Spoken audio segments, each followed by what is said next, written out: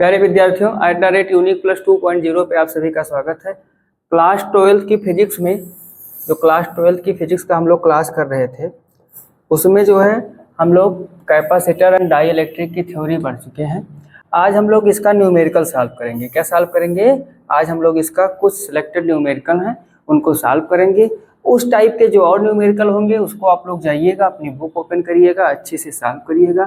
नहीं सॉल्व होइएगा तो हमारे पास में पहुंचाइएगा, हम उसको भी सॉल्व करवाएंगे। ठीक है, बिना कोई देरी किए हम लोग सीधा अपने न्यूमेरिकल पर पहुंचते हैं और देखते हैं कि पहला न्यूमेरिकल हमारा क्या है।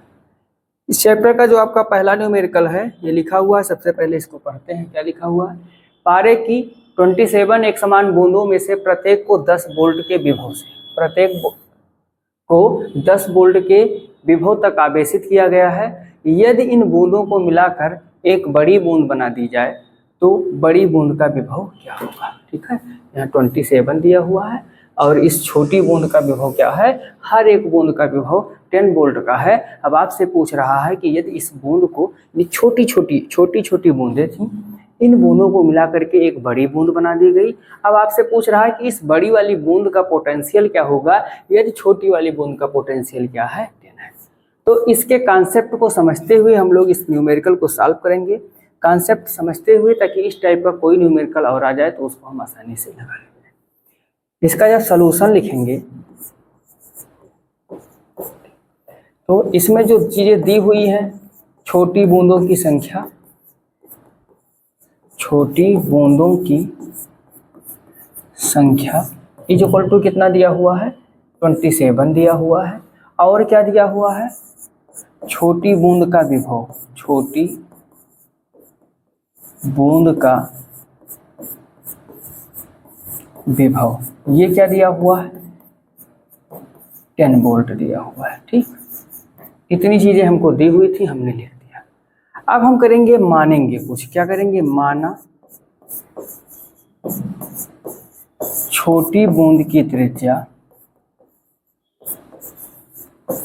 बूंद की त्रिज्या स्मॉल आर हुआ, बड़ी बूंद की त्रिज्या कैपिटल आर है।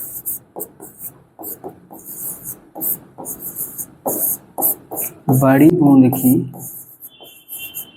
त्रिज्या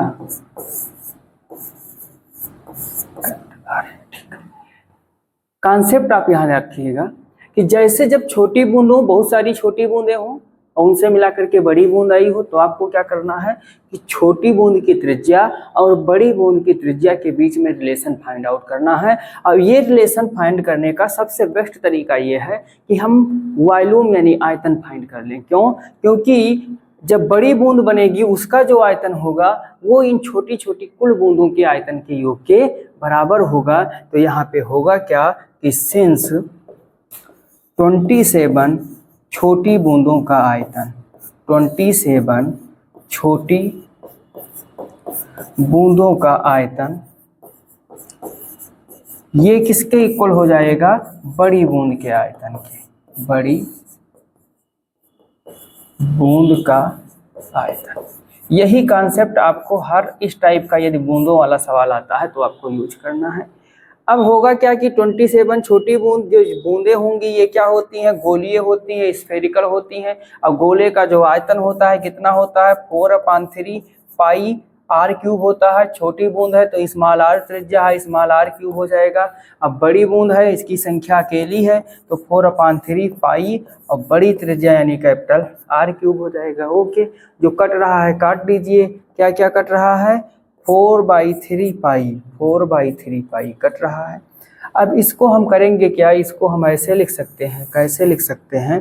ध्यान से देखिएगा। इसको हम लिख सकते हैं 27 को 3 और आर को ऐसे 3r का whole cube is equal to capital R cube. यहाँ लिख देंगे घनमूल लेने पर। क्या लेने पर? घनमूल लेने पर। तो ध्यान से देखिएगा, आपको क्या मिलेगा? Capital R is equal to 3 small r. क्या मिला? Capital R is equal to 3 small r. Okay, अब ध्यान से देखिएगा, इतना आपको हर क्वेश्चन में करना ही करना है। यदि बूंदों वाला क्वेश्चन आता है तो आपको स्मॉल आर और कैपिटल आर में सबसे पहले संबंध फाइंड आउट कर लेना है। संबंध ज्ञात करने के बाद में आप क्या लिखेंगे कि माना छोटी बूंद की धारिता, छोटी बूंद की धारिता सी है, सी स्मॉल सी मान लेंगे। माना छोटी बूंद की धारिता क्या है, स्मॉल सी है। तो सी इज इक्वल टू होगा क्या, सी इज इक्वल टू हो जाएगा, यहाँ स्मॉल सी बनाना है, ध्यान रखिएगा। सी इज इक्वल टू होगा क्या, सी इज इक्वल टू हो जाएगा भाई जो गोलीय चालक होता है उसकी धारिता के लिए हम लोगों ने थ्योरी में व्यंजक पढ़ा है। सी इज इक्वल टू होता है 4 पाई एप्सिलॉन नॉट ए होता है। ए जहाँ पे क्या होती है, रेडियस होती है। ए क्या होती है, उस गोलीय चालक की रेडियस होती है। छोटी बूंद है तो इसकी त्रिज्या क्या हो जाएगी, स्मॉल आर हो जाएगी। तो small C is equal to मिलेगा 4 pi epsilon naught small R. इसको मान लेंगे इक्वेशन नंबर 1। क्या मानेंगे, इक्वेशन नंबर 1 मानेंगे।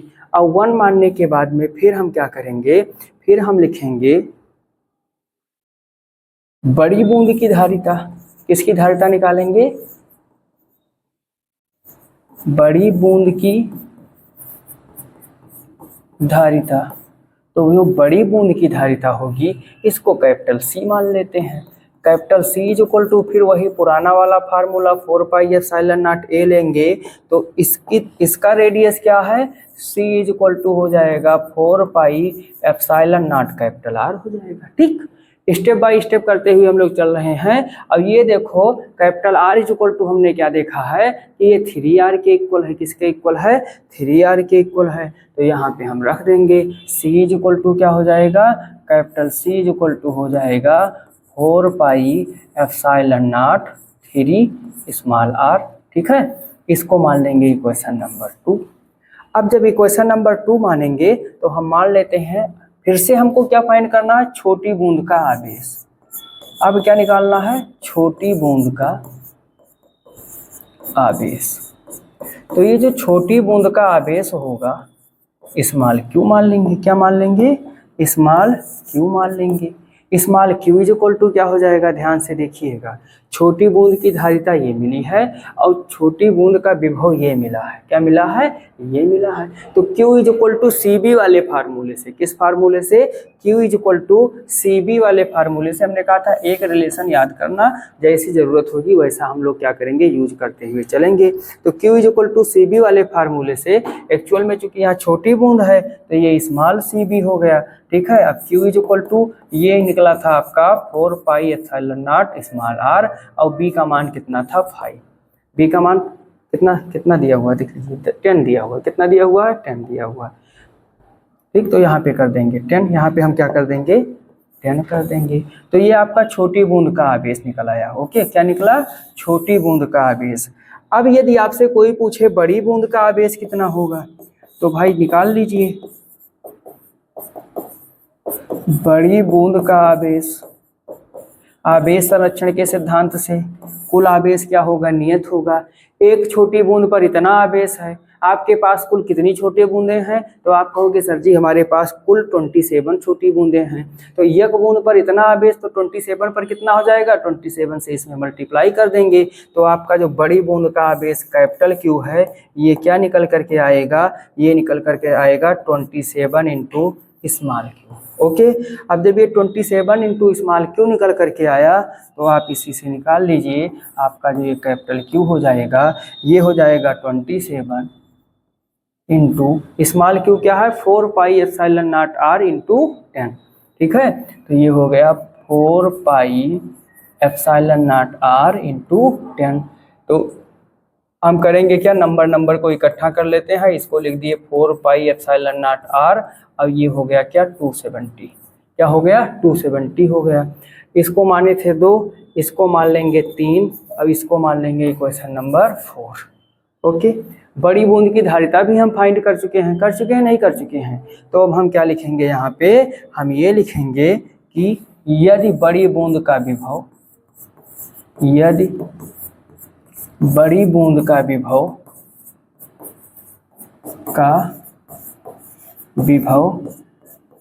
बी हो तो बी इज इक्वल टू क्या हो जाएगा, relation Q is equal to C भी होता है, क्यू इज इक्वल टू क्या होता है भाई, क्यू इज इक्वल टू होता है सी बी, तो बी इज इक्वल टू क्या हो जाएगा, क्यू अपान सी हो जाएगा। यूज कर लेंगे, बी इज इक्वल टू हो गया, क्योंकि बड़ी बूंद का विभव निकालना है तो बड़ी बूंद का आवेश और बटे बड़ी बूंद का की धारिता, बड़ी बूंद की धारिता को कैपिटल सी से रिप्रेजेंट किया गया, ध्यान रखिए क्या हो जाएगा, कैपिटल सी हो जाएगा, क्या हो जाएगा, कैपिटल सी। अब सबकी वैल्यू रख दीजिए, जब हम सबकी वैल्यू रखेंगे तो b इज इक्वल टू ये क्या हुआ 4 पाई एप्सिलॉन नॉट r, और ये क्या हुआ 270, क्या हुआ 270 हुआ, और c बड़ी बूंद के लिए ये निकला है, क्या निकला 4 पाई एप्सिलॉन नॉट 3r है।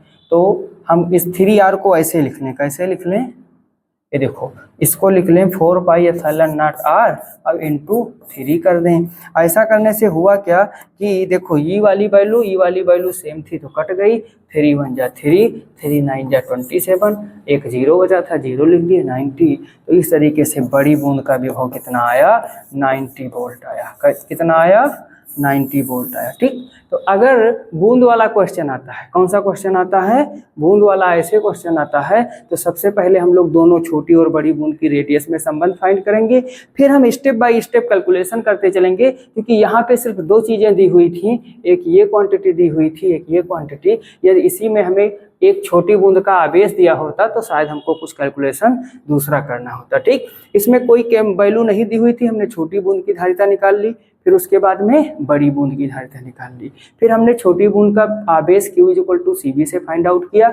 अब बड़ी बूंद का आवेश कैसे निकाले, क्योंकि आवेश संरक्षण के सिद्धांत से आवेश कभी नष्ट नहीं होता है, तो हम लोग क्या करेंगे, जो छोटी छोटी बूंद पर आवेश था उसको इकट्ठा कर देंगे, बस बड़ी बूंद का आवेश मिल जाएगा। क्योंकि एक बूंद पर इतना आवेश था, टोटल नंबर ऑफ बूंद कितनी थी 27, तो ये क्या हो गया Q is equal to 27 Q हो गया, वही रख दिए। फिर बड़ी बूंद के विभव के लिए क्या किए, B is equal to Q upon C कर दिए, बस आपको B की वैल्यू कैलकुलेशन की 90। ओके, चलते हैं नेक्स्ट क्वेश्चन की ओर।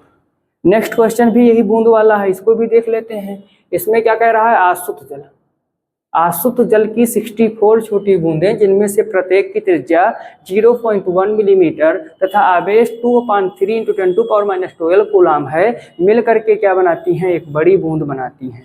क्या बनाती हैं, एक बड़ी बूंद बनाती हैं। बड़ी बूंद पर विभव ज्ञात कीजिए। ठीक, अब इस क्वेश्चन में आपको करना क्या है, रेडियस भी दिया हुआ है, बूंदों की संख्या दिया हुआ है, आवेश की मात्रा दी हुई है, इतनी चीजें दी हुई हैं। इनका उपयोग करके आपको क्या करना है, इनका उपयोग करके आप लोग बड़ी बूंद का क्या निकालोगे, विभवांतर निकालोगे।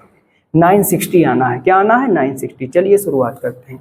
तो शुरुआत जब हम करेंगे तो हम करेंगे क्या, जो भी लिखा हुआ है उसको लिख लेंगे। तो छोटी बूंदों की संख्या लिखी हुई है, छोटी बूंदों की संख्या कितनी है भाई, ये है 64, संख्या कितनी है 64। और छोटी बूंद की त्रिज्या, छोटी बूंद की त्रिज्या क्या है,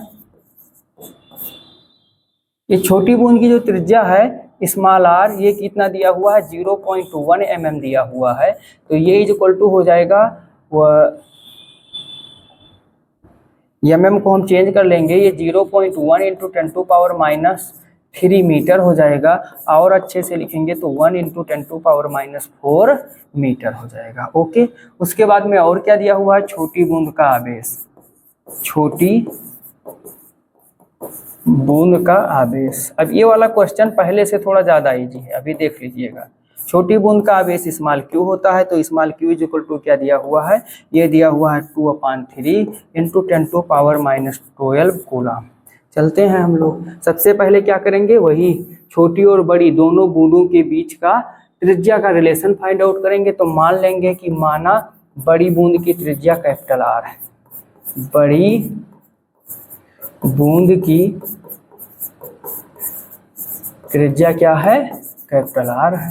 तो क्या होगा 64 इंटू छोटी बूंद का आयतन, 64 इंटू छोटी बूंद का आयतन, ये किसके इक्वल हो जाएगा, ये इक्वल हो जाएगा, देखो सारी बूंदों को जब मिलाकर के एक बड़ी बूंद बनाया जाएगा तो आयतन चेंज नहीं होगा, जितना 64 बूंदों का कुल आयतन था वो बड़ी बूंद का अकेले आयतन हो जाएगा, तो ये क्या हो जाएगा, बड़ी बूंद का आयतन। यही कॉन्सेप्ट आपको हर क्वेश्चन में यूज करना है, बड़ी बूंद का आयतन, ठीक है। इनका साइज चेंज हो जाएगा लेकिन इनका वॉल्यूम चेंज नहीं होगा, ठीक है। तो इसी पे हम लोग यूज कर लेंगे। ये हो गया 64, छोटी बूंद है 4/3 तो स्मॉल r क्यूब हो जाएगा, बड़ी बूंद है तो 4/3 पाई कैपिटल r क्यूब हो जाएगा। अब जो कट पिट रहा है उसको काट दीजिए, तो कटे पिटेगा क्या, 4/3 पाई, 4/3 पाई कट गया। 64 और r क्यूब को आप लिख सकते हैं 4r⁻3, क्योंकि जब 4 का क्यूब करेंगे तो 4 4 जा 16, 16 4 जा 64 आपको मिल जाएगा। अब इज इक्वल टू हो गया कैपिटल R क्यूब। घनमूल ले लीजिए, क्या ले लीजिए, घनमूल लेने पर, तो जैसे आप घनमूल लेंगे आपको capital R is equal to क्या मिल जाएगा, 4 स्मॉल r मिल जाएगा। यही रिलेशन हमको चाहिए था, अब ये रिलेशन हमने निकाल लिया। यहाँ से आप ये भी लिख सकते हैं, क्या लिख सकते हैं, नेक्स्ट पेज पर हम लिख रहे हैं, क्योंकि स्मॉल r का मान 1 × 10⁻⁴ है, क्या है, 1 × 10⁻⁴ है, तो capital R is equal to आपको क्या मिल जाएगा, capital R is equal to मिल जाएगा 4 × 10⁻⁴ मीटर। ओके। अब small q is equal to कितना दिया था, 2.3 × 10⁻12 कूलाम, तो कैपिटल Q क्या हो जाएगा, देखो एक बूंद पर इतना आवेश है, टोटल नंबर आप बूंद कितना है 64, तो capital Q is equal to क्या हो जाएगा, 64 × small q is equal to क्या हो जाएगा, 64 × 2/3 × 10⁻12 कूलाम। ओके, इतना हो गया। अब हमें इसमें छोटी बूंद की धारिता से कोई लेना देना नहीं, क्योंकि हमें बड़ी बूंद का विभव ज्ञात करना है। अब छोटी बूंद की धारिता हम सिर्फ इसलिए फाइंड करते थे कि मुझे कुछ रिलेशन मिल जाए, रिलेशन कैपिटल R और स्मॉल r का पहले ही मिला हुआ है, तो डायरेक्ट हम ज्ञात करेंगे बड़ी बूंद की धारिता। क्या निकालेंगे, बड़ी, यानी एक स्टेप आपका शॉर्ट हो गया, बड़ी बूंद की धारिता। जब बड़ी बूंद की धारिता निकालेंगे तो बड़ी बूंद की धारिता है क्या हो जाएगी, कैपिटल C हो जाएगी। क्या हो जाएगी, बड़ी बूंद की धारिता कैपिटल C हो जाएगी। अब जब बड़ी बूंद की धारिता कैपिटल C हो जाएगी तो कैसे निकालोगे, फार्मूला आपका है 4πε0 A होता है, ठीक है। अब ये हो गया C इज इक्वल टू 4πε0, अब A की जगह क्या हो गया, ये कैपिटल R हो जाएगा, कैपिटल R हो जाएगा, ठीक है। अब वैल्यू रख लेते हैं। जब हमारे पास में होता है 1/4πε0 तो इसकी वैल्यू होती है 9 × 10⁻9। जब हमारे पास में क्या होता है 1/4πε0 होता है तो इसकी वैल्यू क्या होती है, इसकी वैल्यू होती है 9 × 10⁻9।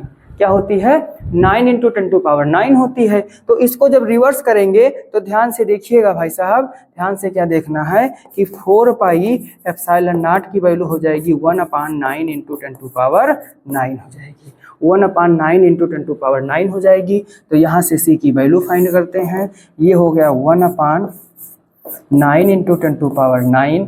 R की वैल्यू कितनी है, 4 × 10⁻4 × 10⁻⁴। ये वाला 9 ऊपर जाएगा, माइनस हो जाएगा, -9 -4 -13 हो जाएगा, ये 4/9 हो जाएगा। तो बड़ी बूंद की धारिता 4/9 × 10⁻13 फैरेड आई। ओके, ठीक,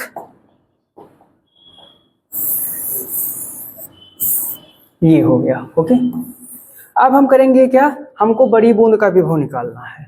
तो बड़ी बूंद का विभव, बड़ी बूंद का विभव कैपिटल B हो जाएगा। अब कैपिटल B बराबर क्या होगा, एक रिलेशन हमेशा लर्न रखिए, Q is equal to CB, इसी से सब निकालिए। तो ये क्या हो जाएगा, B इज इक्वल टू हो जाएगा Q/C। Q का मान कितना है भाई, 64 × 2/3 × 10⁻12 अपान में C का मान कितना है 4/9 है, क्या है 4/9 × 10⁻13। जो सबसे पहले इसको सीधा कर लीजिए, सीधा करेंगे तो ये हो गया 64 × 2 और ये 9 ऊपर चला जाएगा × 9 × 10⁻12, ये वाला 3 नीचे चला आएगा, ये हो जाएगा 4 × 3 × 10⁻13। अब इसी को करना क्या है, सॉल्व कर लीजिए। तो देखिए 4 1 जा 4, 16 4 जा 64, 3 1 जा 3, 3 3 जा 9। तो अब देखिए 16 2 जा 32 हो गया, 16 टू जा कितना हो गया 32 और इंटू 3, ये देखो 10 टू पावर -13 ऊपर जाएगा, ऊपर -12 है तो क्या हो जाएगा 10 बचेगा, केवल 10 पावर 1 बचेगा तो इसको हम 10 लिख सकते हैं। अब इसका मल्टीप्लाई करा दें तो ये हो गया 3 2 जा 6, 3 3 जा 9, 96, 10 से मल्टीप्लाई कराओगे 0 आ जाएगा। तो आपका बड़ी बूंद का विभव कितना आया, बड़ी बूंद का विभव आया 960 वोल्ट। देख लीजिए ये आपका क्वेश्चन था, आंसर 960 आना था। कितना आना था 960 आना था और हम लोगों ने अपने मैट्रिक्स से सॉल्व किया, आपका आंसर कितना आया 960। तो बूंद वाला यही दो टाइप का क्वेश्चन आपके पेपर में आ सकता है, दोनों टाइप हमने क्या किया डिस्कस कर लिया। अब हम लोग चलेंगे अपने अगले न्यूमेरिकल की ओर। अगला हमारा क्या कह रहा है, ध्यान से देखिए।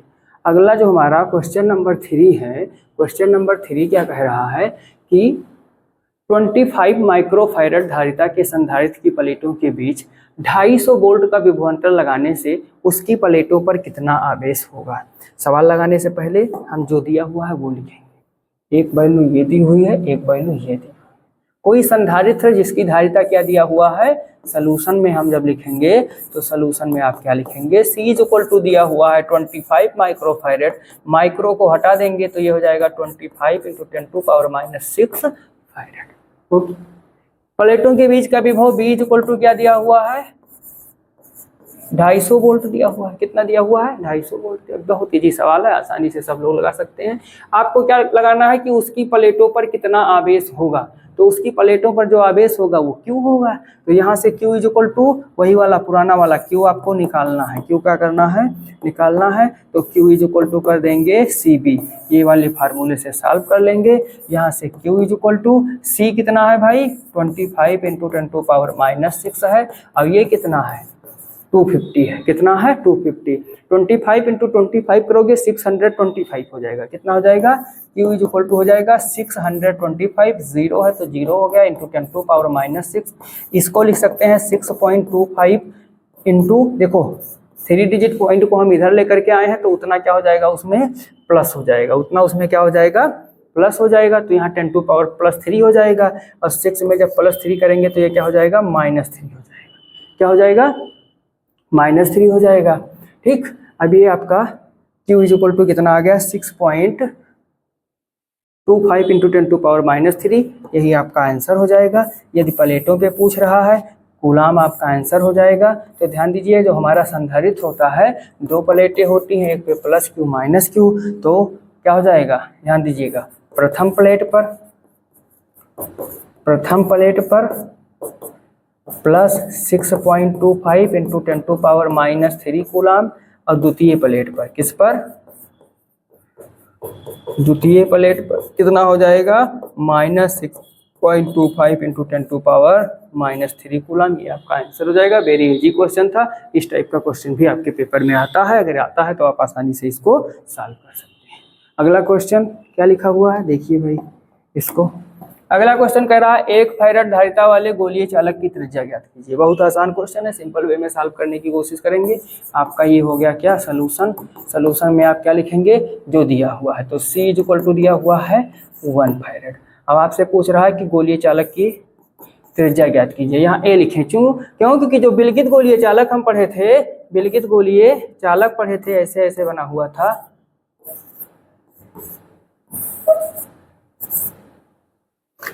इसमें जो धारिता निकल करके आई थी C इक्वल टू क्या निकल के आई थी 4πε0A निकल के आई थी। यहाँ पे A क्या था, A था इस चालक की त्रिज्या। अगर इसका सेंटर ये है तो ये वाली दूरी क्या थी A थी। ओके, सॉल्व कर लेते हैं। तो C इक्वल टू क्या होगा 4πε0A होगा। यहाँ से C हमको 1 दिया हुआ है, 4πε0 सेंस होता क्या है, अगर 1/4πε0 होता तो इसकी वैल्यू 9 × 10⁻9 होती है। तो यहाँ से 4πε0 क्या हो जाएगा 1/9 × 10⁻9 हो जाएगा। तो ये क्या हो गया 1/9 × 10⁻9। अब इंटू हो गया A, हमको A चाहिए, A को इधर रोक लेंगे, इसको इधर ले आएंगे, तो इस तरीके से हमको क्या मिलेगा A equal to 9 × 10⁻9 metre. 9 into 10⁹ metre. Means ये जो हमारा गोलीय चालक था इसकी रेडियस कितनी निकल के आएगी, इसकी रेडियस निकल करके आएगी 9 इंटू 10⁹ मीटर निकल के आएगी। ओके, सिंपल वे में इसको भी सॉल्व कर लेंगे, वेरी इजी क्वेश्चन था ये। जो है बोर्ड परीक्षा में 2 से 3 बार ये क्वेश्चन पूछा जा चुका है। अगला question, question number 5। Question number 5 क्या कह रहा है? कह रहा है दिए गए चित्र में ए तथा बी के मध्य तुल्य धारिता ज्ञात कीजिए। ये फोटो बनी हुई, ये क्वेश्चन 2012 के बोर्ड में भी आया हुआ था। अब आपसे कह रहा है इसमें देखो एक ट्रायंगल बना हुआ है। अब इस ट्रायंगल की तीनों भुजाओं पर इस पे भी और इस पे भी 3 क्या लगे हुए हैं, संधारित्र जुड़े हुए हैं। कह रहा है कि इन तीनों संधारित्रों की तुल्य धारिता ज्ञात करना है। बस लाइन हमको बता दिया है कि हमको ए और बी के बीच का निकालना है। ध्यान से देखेंगे, सबसे पहले जो दिया हुआ उसको नोट कर लेते हैं। क्या दिया हुआ है? तो इस क्वेश्चन में हमको दिया हुआ है, यहां से चलेंगे ए से, ऐसे चलेंगे, ऐसे बी पे पहुंचेंगे। तो इसको हम मान लेंगे कि ये हमारा C1 है, ये C2 है और ये क्या है, C3। ठीक, तो C1 बराबर क्या दिया हुआ है, 6 माइक्रोफैरड।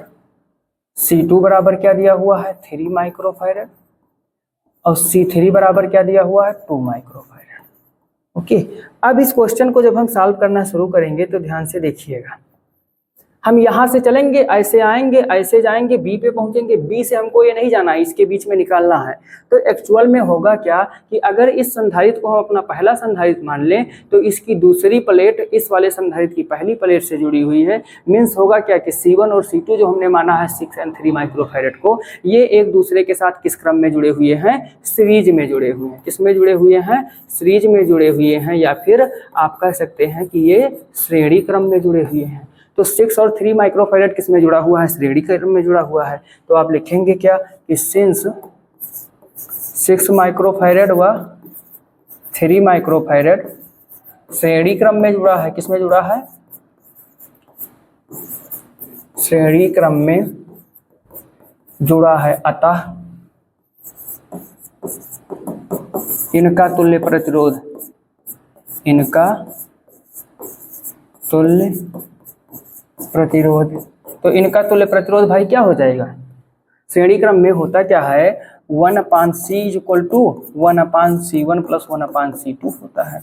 हम इसको C' मान लेंगे क्योंकि हमको C लास्ट में निकालना है। क्या मान लेंगे, C' मान लेंगे। अब देखो 1/C' = C1 है 1/6, C2 है 1/3। सॉल्व करेंगे, इसका LCM 6 और 3 का 6 हो जाएगा, यहाँ 1 तो यहाँ क्या हो जाएगा 2। ये हो गया 3/6, 3 1 जा 3, 3 2 जा 6। तो 1/C' = क्या मिला, 1/2 मिला। क्या मिला, 1/2। यहाँ से C' की वैल्यू कितनी आई, 2 माइक्रोफैरड आई। कितनी आई है, 2 माइक्रोफैरड आई है। अब ध्यान से देखेंगे, ध्यान से क्या देखना है, ये दोनों जो लगा हुआ था, इस दोनों के स्थान पर हम मान सकते हैं कि एक लगा हुआ है 2 माइक्रोफैरड का संधारित्र ऐसे। तो अब ये इन दोनों साइड पे जो 2 माइक्रोफैरड का संधारित्र है वो AB वाली भुजा के समतुल्य अगर हम देखेंगे तो क्या हो जाएगा, समानांतर हो जाएगा। क्या हो जाएगा, समानांतर हो जाएगा। तो सिंस में क्या लिखेंगे, सिंस में लिखेंगे C' = 2 माइक्रोफैरड व C3 = 2 माइक्रोफैरड समांतर क्रम में है। किस क्रम में है, समांतर क्रम में है। अतः AB के बीच तुल्य धारिता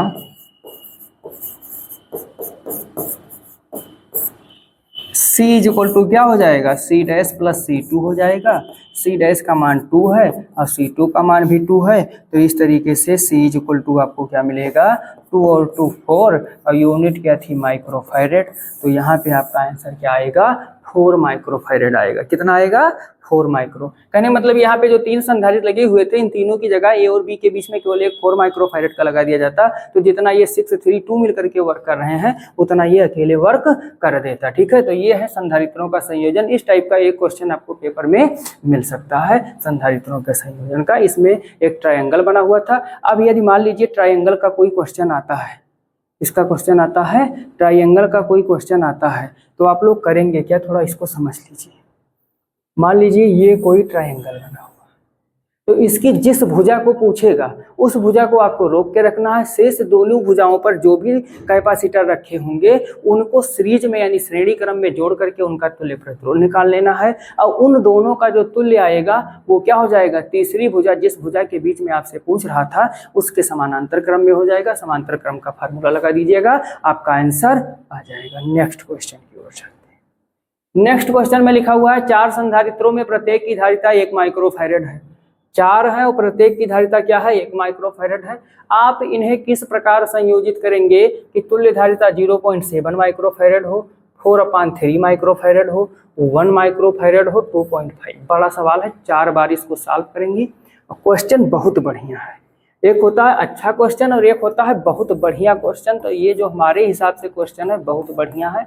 दिया हुआ है C1 = C2 = C3 = C4 = 1 microfarad.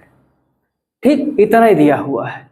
4 ये संधारित्र हैं, क्या है, 4 संधारित्र हैं। अब आपसे कह रहा है कि इनको संयोजित करिए। क्या करिए, संयोजित करिए, जिससे पहली बार में चारों को हम किस प्रकार जोड़ें कि 0.75 मिले, फिर दूसरी बार किस प्रकार से जोड़ें कि 4/3 मिले, तीसरी बार किस प्रकार जोड़ें कि 1 मिल जाए, चौथी बार किस प्रकार जोड़ें कि 2.5 हो जाए। चौथी बार हमें किस तरीके से जोड़ना है कि ये जो है हमारा 2.5 हो जाए। अब आइए चलते हैं पहली बार के लिए।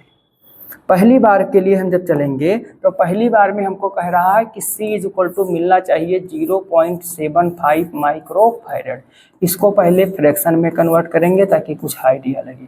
पॉइंट हटाएंगे, ये हो जाएगा 100, ये हो गया 3, ये हो गया 4।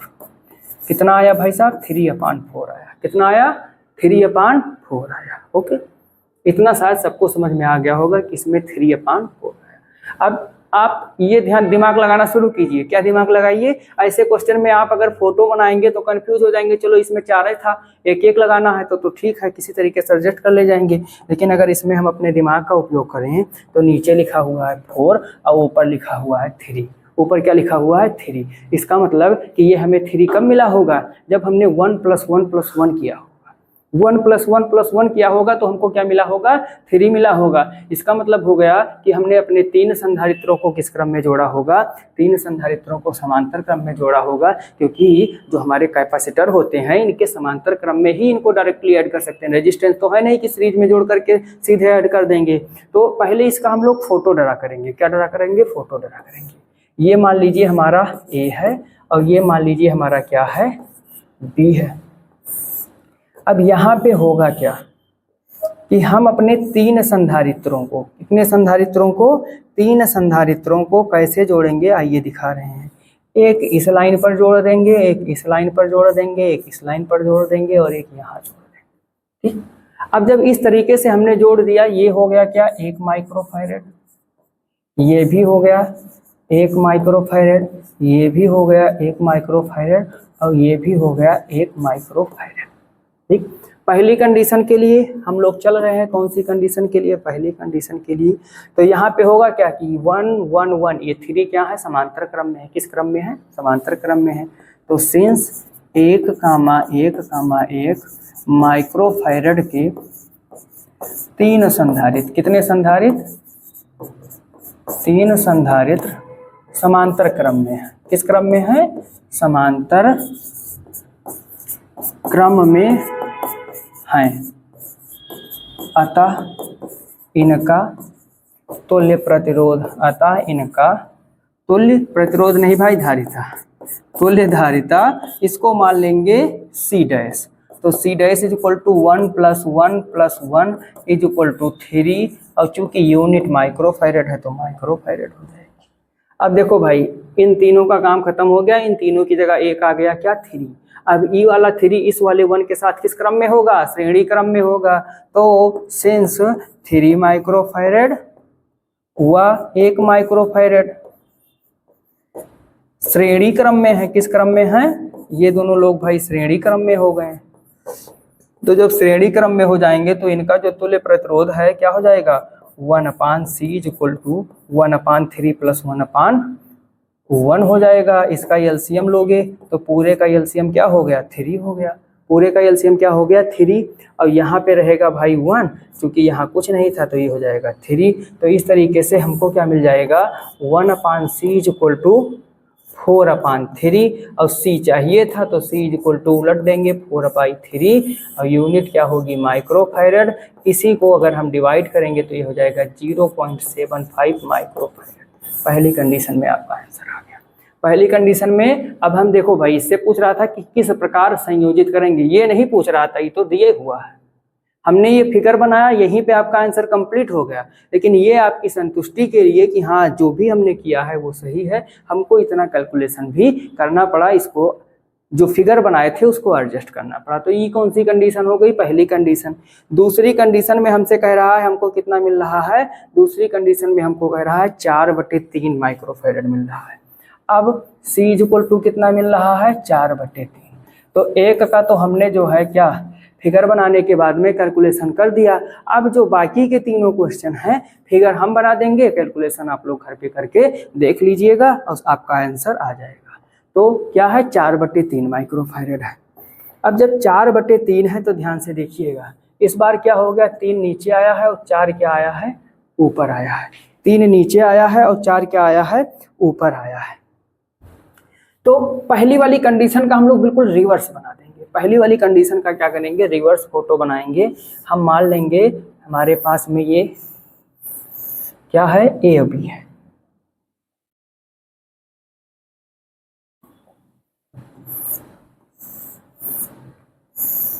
ठीक, और ये क्या हो गया बी हो गया। इनके बीच में हमें चारों संधारित्रों को संयोजित करना है। आपको लाना क्या है 4/3, क्या लाना है 4/3। तो सिंपल 3 संधारित्र जो 1-1 माइक्रोफैरड के हैं, कितने के हैं, सबकी वैल्यू कितनी है 1-1 माइक्रोफैरड। माइक्रोफैरड आप लोग समझिए रखिएगा, ठीक है। और एक संधारित्र को यहाँ पे रख देंगे, ये भी कितना होगा 1 माइक्रोफैरड के। अब देखो इसको जब करेंगे तो इसको जब करेंगे 1/c निकालेंगे तो एक्चुअल में होगा क्या 1/1 + 1/1 + 1/1 होगा, और 1/c इज इक्वल टू क्या हो जाएगा 1/3 हो जाएगा, ठीक है। 1/c is equal to sorry, इसको जब ऐड करेंगे ऐसे नहीं ऐड होगा, कैसे ऐड होगा, ऊपर वाला ऐड हो जाएगा 3/1 होगा, तो c इज इक्वल टू यहाँ पे 1/3 c डैश मान लीजिए 1/3 हो जाएगा। और ये 1/3 1 के साथ में जब समांतर क्रम में होगा तो आपको c इज इक्वल टू मिल जाएगा 1 + 1/3, 3 यहाँ जाएगा, ये 3 + 1/3, यानी c इज इक्वल टू क्या हो जाएगा 4/3 माइक्रोफैरड हो जाएगा। ये था आंसर नंबर 2। क्या था, आंसर नंबर 2 था। अब हम लोग चलेंगे आंसर नंबर 3 की ओर। Answer number 3 according to question आपसे कह रहा है 1 माइक्रोफैरड लाना है। कितना लाना है 1 माइक्रोफैरड। तो देखो एक बार क्या किए, 3 को हमने समांतर क्रम में जोड़ा, 1 को श्रेणी क्रम में। इस बार में हमने क्या किया था 3 श्रेणी क्रम में, 1 समांतर क्रम में। अब क्या करेंगे ए और बी, क्या करेंगे, ये हमारा हो गया ए और ये हमारा क्या हो गया बी। इस बार करना क्या है, इस बार 2-2 लोगों को साथ में ले लीजिए, ये 2 ये 2, अब 2-2 साथी आ गए, ये 1 ये 1 ये 1 ये 1। अब भाई साहब इधर वाला करोगे इधर वाला, ये दोनों श्रेणी क्रम में ये दोनों श्रेणी क्रम में, 1-1 दोनों की सारी माइक्रोफैरड में है, ये ध्यान रखिएगा किसमें है माइक्रोफैरड में। तो जब ये माइक्रोफैरड में है तो इनकी जो वैल्यू निकल के आएगी 1/1 + 1/1 यानी 1/2। यहाँ पे वैल्यू 1/2 आ जाएगी और यहाँ पे भी वैल्यू 1/2 आ जाएगी। अब ये 1/2 समांतर क्रम में है, डायरेक्ट ऐड हो जाएंगे, तो c is equal to 1/2/2 is equal to 2/2, यानी c इज इक्वल टू क्या मिल जाएगा 1 माइक्रोफैरड। क्या मिल जाएगा 1 माइक्रोफैरड। अब आपसे कह रहा है कि एक और फाइंड करना है, वो क्या लिखा हुआ है, वो लिखा हुआ है, ये क्वेश्चन देखिएगा 2.5 माइक्रोफैरड हो, कितना हो 2.5 माइक्रोफैरड हो। तो चौथे कंडीशन में आपको फाइंड करना है कि जब आपका c इज इक्वल टू कितना आ जाए 2.5 माइक्रोफैरड हो। इसके लिए क्या करेंगे भाई, जितना पैतरा था उतना तो हम लोग चल चुके। अब क्या कह रहा है, हमने 3 को पहले श्रेणी क्रम में लिया, 1 को समांतर क्रम में, फिर 1 के समांतर क्रम में 3 श्रेणी क्रम जोड़ दिए, फिर 2-2 का श्रेणी क्रम बना के समांतर क्रम किया। अब क्या करेंगे, अब हमको लाना है 2.5 माइक्रोफैरड। तो 2.5 माइक्रोफैरड के लिए चलो भाई पहले हम फोटो यहाँ बना लेते हैं। ये हो गया हमारा दो सिरा, ये हो गए बी महोदय, ये हो गए ए महोदय। हमको करना क्या है कि यदि किसी तरीके से हमें 2 ओम मिल जाए, 2 माइक्रोफैरड मिल जाए, और 2 माइक्रोफैरड के साथ में हमको आधा माइक्रोफैरड समांतर क्रम में, यानी हमको यहाँ पे एक लाइन और बनानी पड़ेगी। कितनी लाइन? एक लाइन। व्हाइट से ही बना लेते हैं। चलो वैसे बना लिए। अब जब बना लिए तो करना क्या है, ये हो गया 1, ये हो गया 2। अब ये दोनों समांतर क्रम में है तो 2 माइक्रोफैरड मिल गया। अब तीसरी लाइन में हमें क्या करें, आधा मिलना चाहिए। अब हमारे पास बचे कितने हैं, 2 संधारित्र बचे हुए हैं, तो इनको श्रेणी क्रम में जोड़ दो। कितने किस क्रम में जोड़ दो, श्रेणी में जोड़ेंगे तो 1 + 1 हाफ हो जाएगा। कितना हो जाएगा, ये हो जाएगा 1/1 + 1/1 = 1/2। अब पूरा देख लो, C = ये 1 तो 1 + 1 + 1/2, यक 2, अब आधा कितना हो जाएगा 2.5, जिसको हिंदी में ढाई कहते हैं। क्या कहते हैं, ढाई यूनिट है माइक्रोफैरड। ओके, तो अगर आपके पास में ऐसा क्वेश्चन आता है तो आप अपने माइंड का उपयोग करते हुए सबसे पहले फिगर ड्रा करेंगे और उसके बाद आंसर की पुष्टि भी कर देंगे कि आपका आंसर इतना ही आएगा। ओके, तो ये बहुत बढ़िया क्वेश्चन था। अब हम लोग चलते हैं नेक्स्ट क्वेश्चन हमारा क्या कह रहा है। नेक्स्ट क्वेश्चन हमारा कह रहा है, एक फोटो बना हुआ है, फोटो थोड़ा सा धुंधली आई है, इसको ध्यान से देखिएगा। ध्यान से क्या देखना है, कह रहा है निम्न परिपथ में प्रदर्शित संधारित्र संयोजन में बिंदुओं ए व बी के बीच तुल्य धारिता ज्ञात कीजिए। अब भाई पहले हम बिंदु देख लें, ए और बी हमारा कहाँ है। ए भाई साहब यहाँ बैठे हुए हैं और बी भाई साहब यहाँ बैठे हुए हैं। अब इस क्वेश्चन को जैसे ही इस टाइप का कोई क्वेश्चन आएगा जिसमें आपको एक समांतर चतुर्भुज मिलता हुआ दिखे और आपको 2 बिंदुओं के बीच में तुल्य धारिता फाइंड करनी हो और वो दोनों बिंदु एक दूसरे के विकर्ण पे आ रहे हों, तो आपको करना क्या है, सिंपल वे में अपने इस फिगर को ऐसे एक विकर्ण बनाते हुए 2 बराबर भागों में बांट देना है। अब जब हम 2 बराबर भागों में बांट दिए तो ई वाला पोर्शन इस वाले पोर्शन के क्या होगा, ई वाला पोर्शन इस वाले पोर्शन के समांतर क्रम में हो जाएगा। अब हम करेंगे क्या, एक एक पोर्शन को सॉल्व कर लेंगे, उसके बाद में फिर करेंगे। तो पहले हम क्या करेंगे, इधर वाले को सॉल्व करते हैं। जब हम इधर वाले को सॉल्व करेंगे, हम यहाँ से चले, अब देखो यहाँ पे भी कुछ मिला हुआ है, तो जब यहाँ पे मिला हुआ है तो हम पहले शाखा पहुँचेंगे। शाखा पहुँचेंगे तो बेटा ये 6 और ये 12 है, ये 6 और ये 12 किस क्रम में है, श्रेणी क्रम में है। तो हम यहाँ से करेंगे। अब हमको C dash, C double dash, C triple dash, अभी पता नहीं कितना डैश आए, देखिएगा।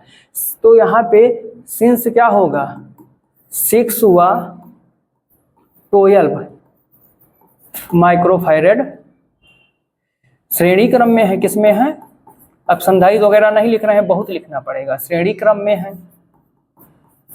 अतः इनकी तुल्य धारिता, इनकी तुल्य धारिता, ये क्या हो गया, सब 1 2 3 नहीं दिया हुआ है तो इसको मान लेते हैं C1। क्या मान लेंगे, इसको मान लेंगे C1 मान लेंगे। तो जब C1 मान लेंगे तो ये क्या हो जाएगा, 1/C1 = 1/6 + 1/12, पूरे का एलसीएम हो जाएगा 12, 6 2 जा 12 तो 2 + 1 = हो गया 3/12, 3 1 जा 3, 3 4 जा 12, 1/C1 = मिला 1/4, उलट देंगे C1 = मिल गया 4 माइक्रोफैरड। ठीक, C1 कितना मिला, 4 माइक्रोफैरड। अब देखो ई वाला जो 4 माइक्रोफैरड है, ई 4 माइक्रोफैरड इस वाले 4 माइक्रोफैरड के साथ में जो हमारा ई वाला है, इसके साथ किस क्रम में है, समांतर क्रम में है। तो इसको इकट्ठा करेंगे। अब जब इसको इकट्ठा कर लिए तो C1 = 4 माइक्रोफैरड, वह 4 माइक्रोफैरड समांतर क्रम में है, किसमें है, समांतर क्रम में है। अतः इनकी तुल्य धारिता, इनकी तुल्य धारिता, देखो ध्यान से, अब समांतर में है तो ये हो गया C2 हो जाएगा तो C1 4 और ये वाला भी 4 है, 4 4 8, कितना हो गया 8, यानी C2 बराबर हो गया 8। अभी हम यह का खंड नहीं कर पाए हैं, ध्यान दीजिएगा। अब ये क्या हुआ, ई, अब देखो ये जो तीनों लगा हुआ था संधारित्र, इन तीनों की जगह पे हम 8 माइक्रोफैरेड का एक संधारित्र पाए हैं कि इन तीनों की जगह पे 8 माइक्रोफैरेड हम लगा सकते थे। अब चलो यहाँ से तो ई वाला 1 माइक्रोफैरेड ई वाले 8 माइक्रोफैरेड के साथ में किस क्रम में हो जाएगा? श्रेणी क्रम में हो जाएगा। किस में हो जाएगा? श्रेणी क्रम में हो जाएगा। तो इसके लिए क्या करेंगे? इसके लिए फिर हम लिखेंगे कि since C2 is equal to 8 microfarad हुआ 1 माइक्रोफैरेड श्रेणी क्रम में है। किस में है? श्रेणी क्रम में है। अतः इनकी तुल्य धारिता तो इनकी तुल्य धारिता 1/C3 हो गया। अब इज इक्वल टू 1/8 प्लस 1/1।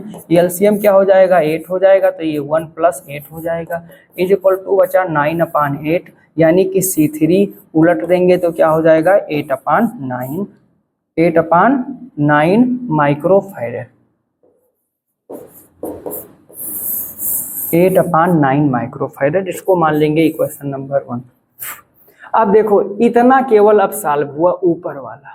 अभी तक हम लोग कितना कर पाए हैं? सिर्फ ऊपर वाले को इकट्ठा कर पाए हैं। अब हम क्या करेंगे? नीचे वाले को भी इकट्ठा कर लेंगे। तो अब ये देखो 1 2 3 4, ये जो 4 संधारित्र यानी कैपेसिटर लगा हुआ था, इनके स्थान पर अकेला कितना निकल करके आया? अकेला निकल करके आया 8/9 माइक्रोफैरेड। क्या निकल करके आया? 8/9 माइक्रोफैरेड। इसको थोड़ा ये समझ लीजिए।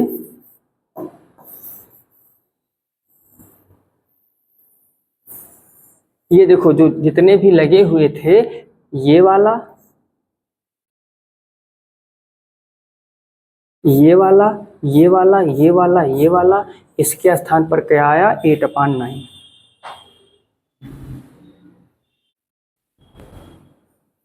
8/9 माइक्रोफैरेड। ठीक है, तो इतना 1 2 3 4 जो भी था उसको हमने सॉल्व किया, कितना आया? 8/9।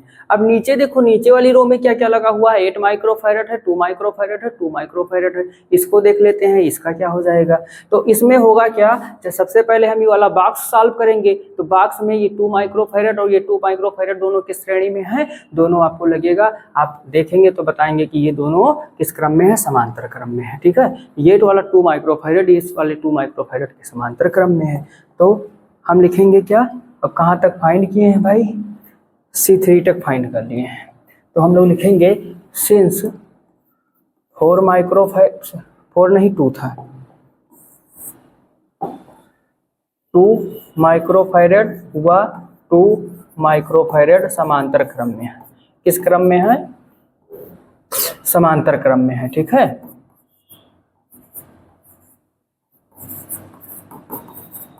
तो C4 इज इक्वल टू क्या हो जाएगा? इनकी तुल्य धारिता C4 2 + 2 इज इक्वल टू हो जाएगा 4 माइक्रोफैरेड। 2 + 2 इज इक्वल टू क्या हो जाएगा? 4 माइक्रोफैरेड। ठीक है, 2 + 2 इज इक्वल टू कितना हो गया? 4 माइक्रोफैरेड। अब इन दोनों के स्थान पे हो जाएगा 4, और ई वाला 4 माइक्रोफैरेड इस वाले 8 माइक्रोफैरेड से किस क्रम में होगा? श्रेणी क्रम में होगा। किस क्रम में होगा? श्रेणी क्रम में होगा। तो since C4 is equal to 4 microfarad व 8 माइक्रोफैरेड किस में है? श्रेणी क्रम में है। अतः इनकी तुल्य धारिता, अतः इनकी तुल्य धारिता, अब इनकी तुल्य धारिता जो हो जाएगी उसको मान लेंगे हम C5। तो 1/C5 इज इक्वल टू 1/4 + 1/8 हो जाएगा। पूरे का एलसीएम 8 होगा। 4 2 जा 8 और 8 1 जा 8, यानी कि 1/C5 इज इक्वल टू क्या हो जाएगा? 3/8। उलट देंगे, C5 is equal two means इसमें क्रॉस मल्टीप्लिकेशन करवाएंगे, 8/3 माइक्रोफैरेड आ जाएगा। ठीक, अब ध्यान से देखिएगा। ध्यान से क्या देखना है कि जो हमारा ये क्वेश्चन है इस पे आया 8/9, और अगर हम इसको देखें तो इस पे कितना आया? इस पे आ गया हमारा 8/3। कितना आया? 8/3 माइक्रोफैरेड। अब इन तीनों की जगह 8/3 होगा। अब इन चारों की जगह क्या होगा 8/9। अब ये दोनों एक दूसरे से किस क्रम में हो जाएंगे, एक दूसरे से समानांतर क्रम में हो जाएंगे। किस क्रम में हो जाएंगे, समानांतर क्रम में हो जाएंगे। तो चलते हैं, बस अब हमारा क्वेश्चन सॉल्व हो जाएगा। देखो इस क्रम में ये हमको क्या मिला था C3 और वहां पे क्या मिला है C5, क्या मिला है C5। तो हम लिखेंगे क्या, लिखेंगे कि सिंस C3 व C5 समांतर क्रम में है, समांतर क्रम में है, अतः इनकी तुल्य धारिता, इनकी तुल्य धारिता, ठीक। तुल्य धारिता समांतर क्रम में है तो सिंपल ऐड हो जाएगा। अब हम C कर देंगे, क्यों, क्योंकि अब कुछ बचा नहीं है। C3 C5, C3 is equal to मिला था 8/9 और ये मिला है 8/3, ठीक। ऐड कर लेंगे, एलसीएम लेंगे तो क्या हो जाएगा, एलसीएम जो हमारा हो जाएगा वो क्या हो जाएगा, यहाँ C5 कर लीजिए, यहाँ क्या कर लीजिए C5 कर लीजिए, ठीक। एलसीएम हमारा हो गया 9, यहाँ 9 है तो 8 1 जा हो जाएगा, यहाँ 3 से मल्टीप्लाई कर देंगे 24 हो जाएगा। C इज इक्वल टू 8 और 24 ऐड करेंगे 32 हो जाएगा। तो क्या हो जाएगा 32/9 माइक्रोफैरड। ये 32 जो है 9 से कट आउट नहीं होगा, तो यहीं पे हम लोग क्या करेंगे, अपना आंसर सबमिट कर देंगे। अब ये जो आपका फिगर था, ये वाला ध्यान से देखिएगा, ये जो फिगर था आपका, थोड़ा सा इसको क्लियर कर देते हैं।